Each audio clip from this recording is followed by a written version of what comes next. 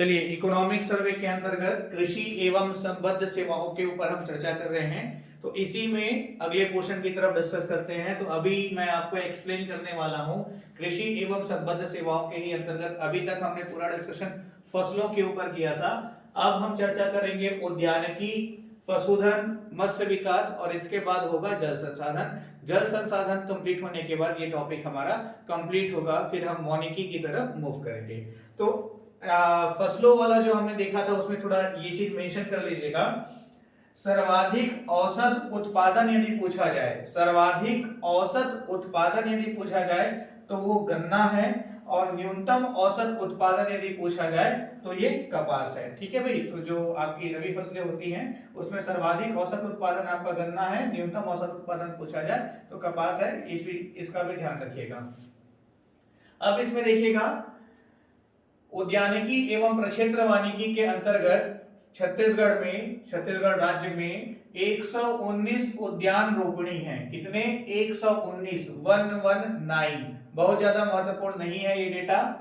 सब्जी बीज उत्पादन सह प्रगुणन प्रक्षेत्र कहां है? रायपुर में है। ये इंपॉर्टेंट है, ध्यान रखिएगा। सब्जी बीज उत्पादन सह प्रगुणन प्रक्षेत्र कहां है? रायपुर में है ना भाई। फल विकास कार्यक्रम राज्य शासन द्वारा चलाया जा रहा है। तो फल विकास कार्यक्रम के अंतर्गत क्या है?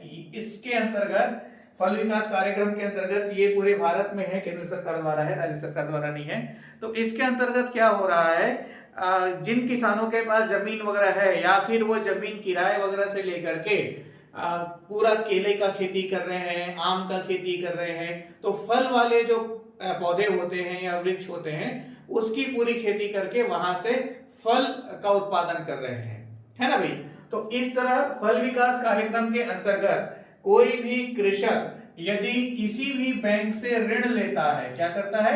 किसी भी बैंक से ऋण लेता है तो नाबार्ड द्वारा, ये ध्यान रखिएगा, नाबार्ड द्वारा ऋण की राशि का 25% जो है अनुदान नाबार्ड द्वारा दिया जाता है। तो नाबार्ड जो है डायरेक्ट किसान को नहीं देती, वो जिस बैंक से ऋण लिया हुआ होता है उस बैंक को देती है, और बैंक जो है कृषक के ऋण में वो अमाउंट माइनस कर देता है, घटा देता है।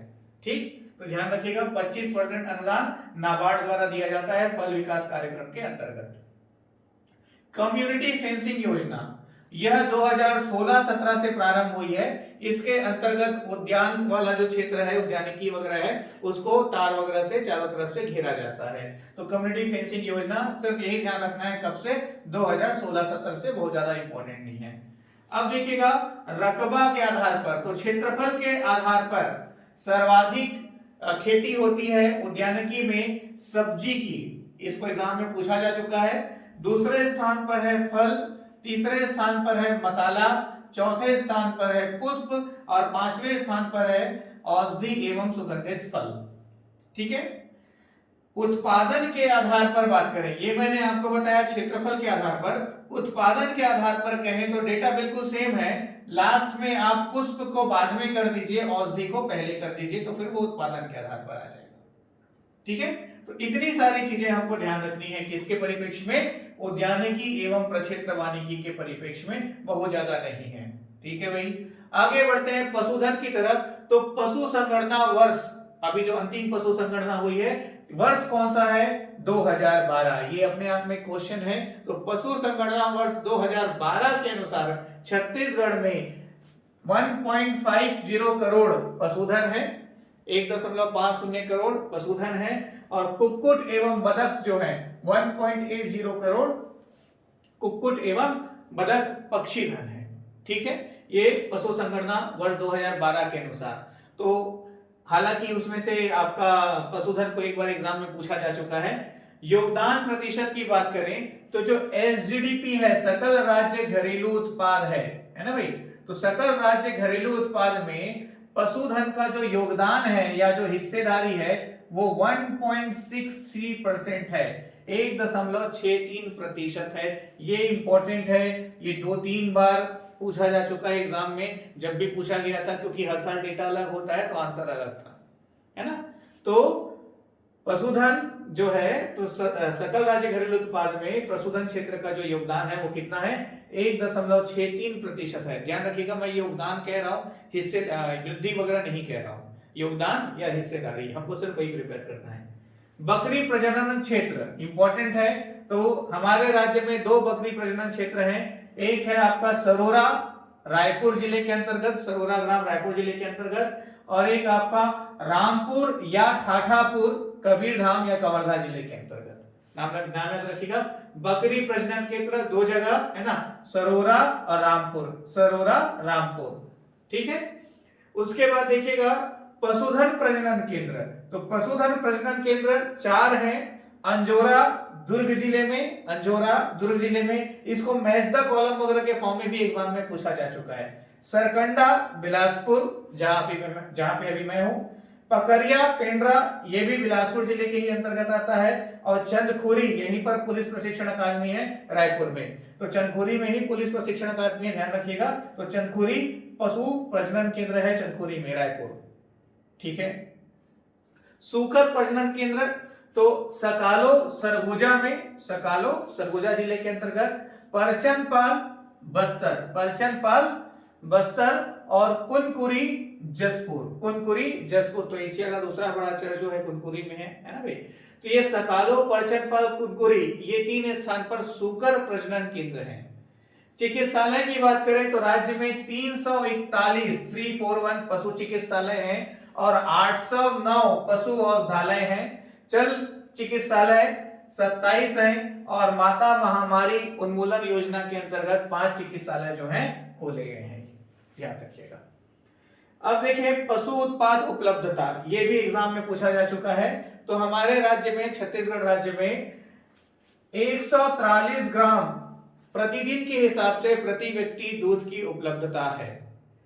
143 ग्राम प्रतिदिन के हिसाब से प्रति व्यक्ति दूध की उपलब्धता है। ध्यान रखिएगा, यदि आप एक दिन में 143 ग्राम से ज्यादा दूध का सेवन करते हैं, मतलब आप दूसरे के हिस्से का दूध पी रहे हैं, ठीक है।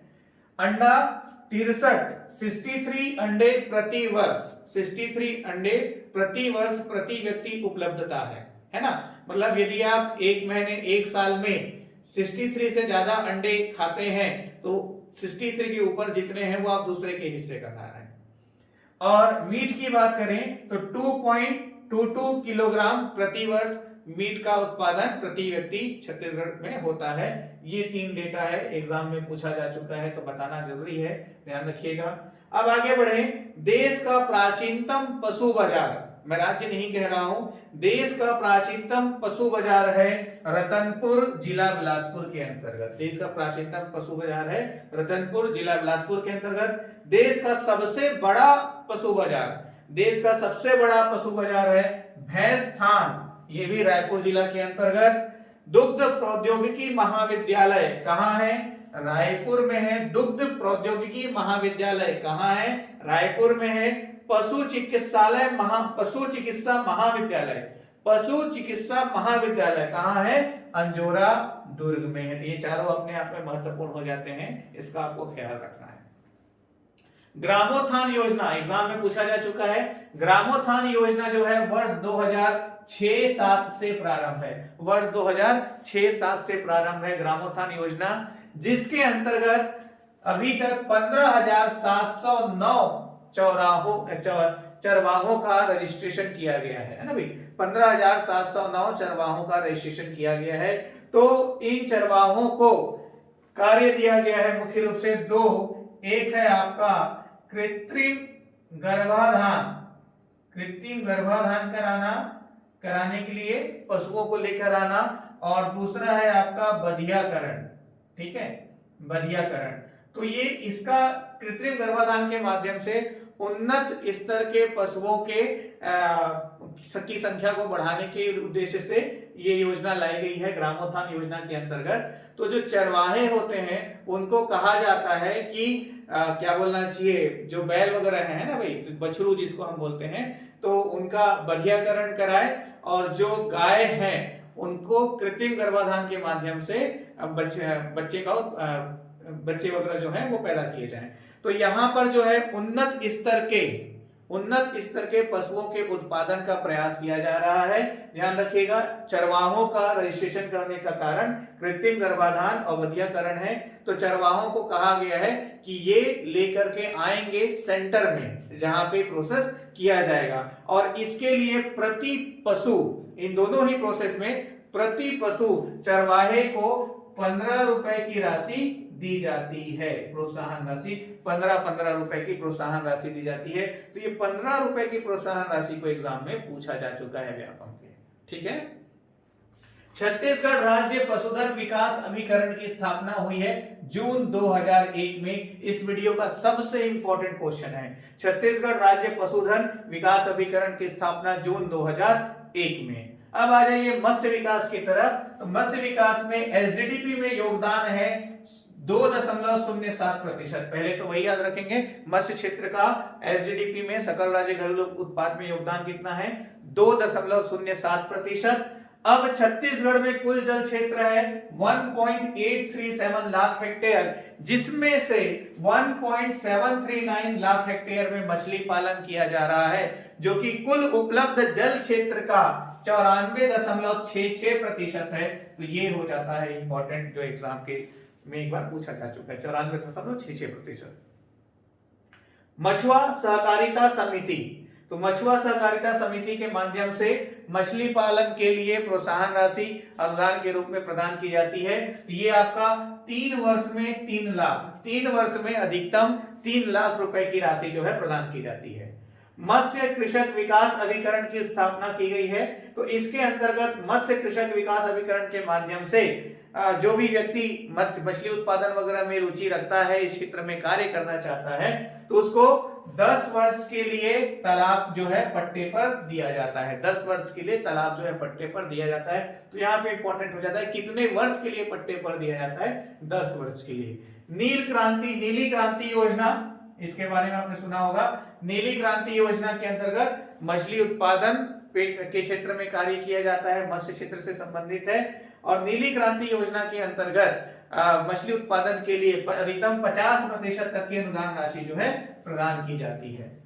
राष्ट्रीय कृषि विकास योजना वर्ष 2007-8 से प्रारंभ है। राष्ट्रीय कृषि विकास योजना के अंतर्गत राष्ट्रीय मत्स्यिकी विकास बोर्ड का गठन किया गया है, और इसके माध्यम से मत्स्य पालन के क्षेत्र में, मतलब कि मान लो कोई कृषक है जो अपनी जमीन पर तालाब खुदवा करके मछली पालन करना चाहता है, या और किसी तरह के डेवलपमेंट के माध्यम से मछली पालन वगैरह करना चाहता है, तो राष्ट्रीय कृषि विकास योजना के अंतर्गत विभिन्न चरणों में उसको सहायता प्रदान की जाती है, और इसके अंतर्गत राष्ट्रीय मत्स्यिकी विकास बोर्ड का भी गठन किया गया है। ध्यान रखिएगा, वर्ष 2007-8। तो ये हुआ महत्वपूर्ण जानकारी किसके बारे में, वानिकी, आपका उद्यानिकी, पशुधन और मत्स्य क्षेत्र। अभी अगली क्लास में हम डिटेल में डिस्कस करने वाले हैं जल संसाधन के ऊपर।